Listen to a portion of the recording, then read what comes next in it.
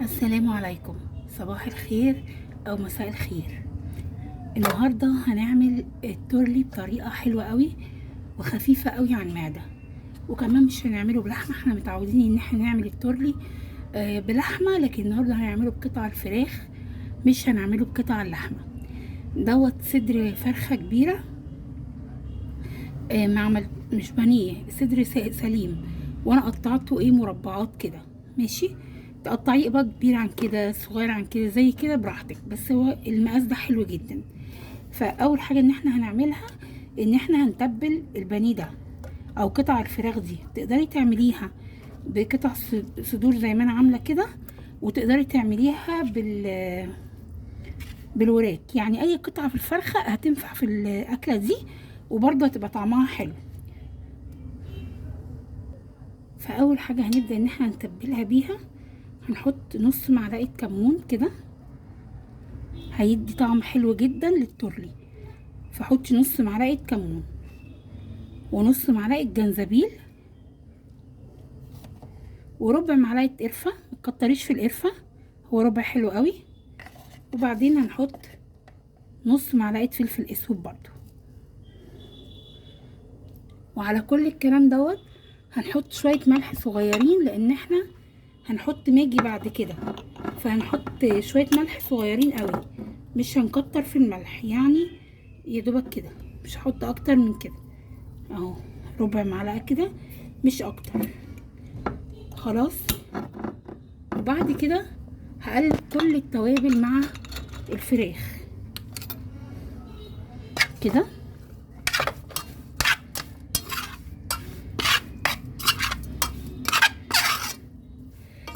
تقدري تستخدمي اي نوع خضار موجود في السوق، وعلى فكرة تنفع تتعمل بنوع خضار واحد بس. لكن انا هستخدم النهارده الخضار اللي لقيته عندي في السوق. فانا لقيت جزر ولقيت طماطم، طبعا لقيت جزر ولقيت كوسه ولقيت بطاطس وطماطم وبصل، مش هحط اكتر من كده. اول حاجه هتحطيها على الفراخ البصل، فانا عندي بصلايه بيضه وبصلايه حمراء، هقطعهم هما الاتنين شرايح، مش هخليها رفيعه قوي ولا تخينه قوي، يعني زي ما انتوا شايفيني كده. وهقطع كده اهي، السمك ده حلو جدا. هقطع البصلايه الحمراء والبصلايه البيضه اللي في ايديا دي، هقطعهم هما الاتنين على البطاطا على الفراخ دي. اول حاجه هعملها اهو، هقطعهم وارجع لكم. هنا بعد ما قطعت البصلتين زي ما انتم شايفين كده، هنزل عليهم بنص معلقه توم او نص راس توم لو انتي التوم عندك مش مفروم اهو كده. وهقلب برضو البصل والثوم مع الفراخ كده. الكميات يا جماعه على حسب ما انتي عايزه، يعني الكميات محدش يرتبط بكميه، حطي الكميه اللي انتي عايزاها. بعد ما حطيت البصل والثوم، هنا عندي دول جزرتين مقطعهم برضو مربعات، هحطهم. وزي ما اتفقنا، اللي احنا عايزين نكتر منه نكتر، اللي عايزين نقلل منه نقلل. خلاص.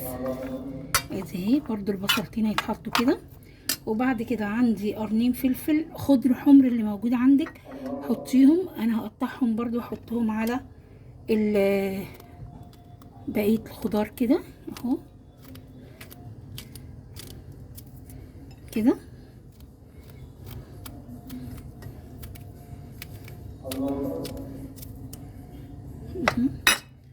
وبرضو هيتقلبوا كده.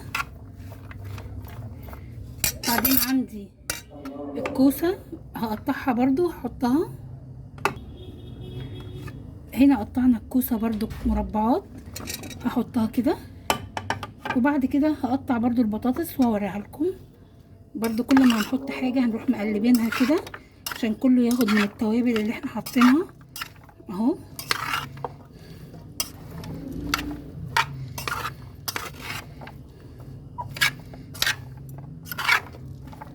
كده.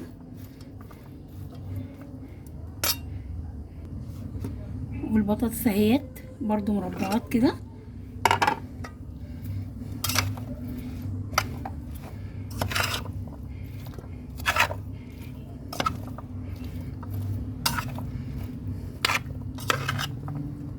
كل حاجه نيه في نيه. اللي عامل دايت هيقدر ياكل من الاكل دوت.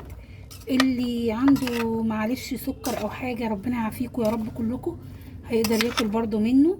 سعراته هتبقى قليله، هيبقى خفيف على المعده. كلتيه بالليل متاخر، كلتيه الظهريه، في اي وقت مش هيعمل لك اي مشاكل من اي نوع. دلوقتي هقطع برضو الطماطم واوريها لكم. ودلوقتي اخر حاجه الطماطم اهي قطعتها برضو. دول حبيتين طماطم كبار برضو هحطهم كده.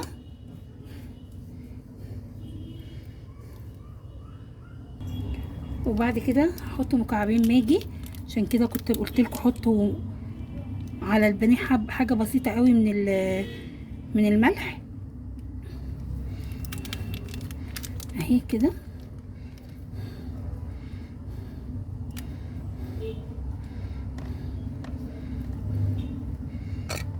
بعدين برضو هقلب الطماطم على كل الخضار كده. في الوقت دوت بقى اللي بيطبخ بزيت يحط معلقتين زيت، اللي بيطبخ بسمنه يحط معلقه سمنه. تمام؟ يعني اللي عايز يحط معلقه زيت في الوقت ده يحط، اللي عايز يحط معلقه سمنه يحط، على حسب ما هو بيطبخ. فانا هحط معلقه سمنه اهي. انا هحط السمنه بس ايه، هقطعها معلقه هوزعها على الوش كله كده. هي دي معلقه بس انا باخد حتت صغيره عشان اوزعها عليه كله اهو كده.